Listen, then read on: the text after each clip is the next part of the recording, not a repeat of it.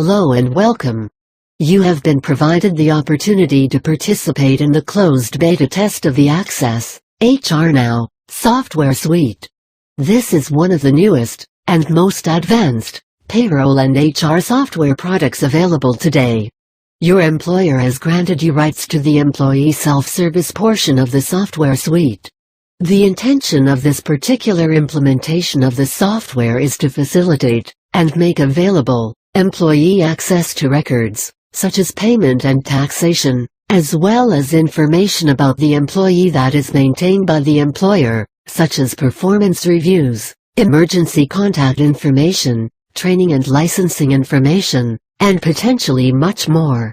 I am going to walk you through the basics of the employee self-service functionality so that you can begin to explore the options that Access provides to you as an employee. Now, let's begin. The first page that you see after logging into Access is the desktop. The desktop shows several important pieces of information, as well as options to format the screen, and navigation options.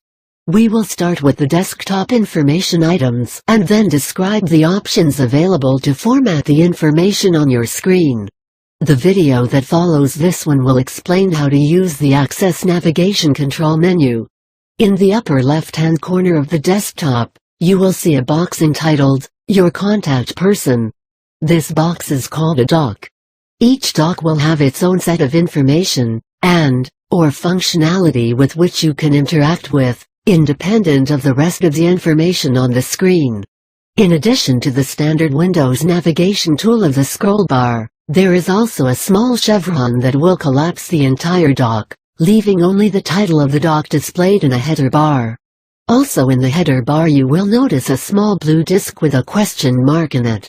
By clicking on this disk you will open a pop-up window that will contain a help file describing the purpose of the specific doc to which the disk is associated. In this first doc, entitled, Your Contact Person, you will see the name, contact information, and, if they have uploaded it, the photograph of your HR contact. At the bottom of this doc may be a button to toggle between two sets of information in the doc below it. Do not worry if you do not see this button, as that only means that you do not currently have multiple options available for the doc below. Just below the doc entitled, Your Contact Person, there will be a second doc entitled either, Accrual Balances or Media Player based upon your employee record or what you have selected using the toggle button I just described. The Accrual Balances doc will show your up-to-date PTO accruals in a pie chart. You can hover over each slice of the color-coded chart to see the exact amount of time off that has been accrued, taken, or is still available, as well as any amount that is pending approval by your HR contact or by your employer. The next doc features current news items and takes up the majority of the second column.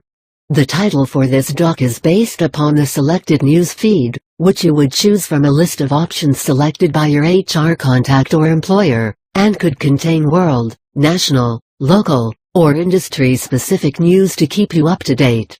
How you will make this selection will be discussed in another video. At the top of the third column is a doc entitled, Company Documents. Here you will find links to downloadable documents that your HR contact or that your employer wants to make available to you. Examples of these documents include the Company Code of Conduct, Employee Handbook, the company dress code, time-off request forms, or other items to which your employer wishes you to have quick and easy access. Below the company documents, you will find results from your local radar.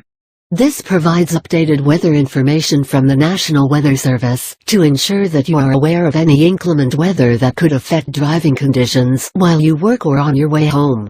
This has been a brief description of the docs that appear on the desktop. Finally, Access provides several options to allow the user to customize the presentation of the information on the screen. In the lower left-hand corner, below the navigation control menu, and above the copyright information, there is a drop-down list that offers you several choices which will format the entirety of the screen. If this is your first time logging into Access, then the title that appears in the drop-down list should say, Default. by clicking anywhere on the bar where the word default appears, and the options should appear. Feel free to try a few of these options out after this video. You can always set it back to default if nothing is to your liking. Personally, Metro Touch is my favorite, but you should explore the options for yourself. This concludes the introduction to the desktop. Please continue to the next video, which will discuss the Access Navigation Control menu. Thanks for watching. I hope this has been helpful. Goodbye.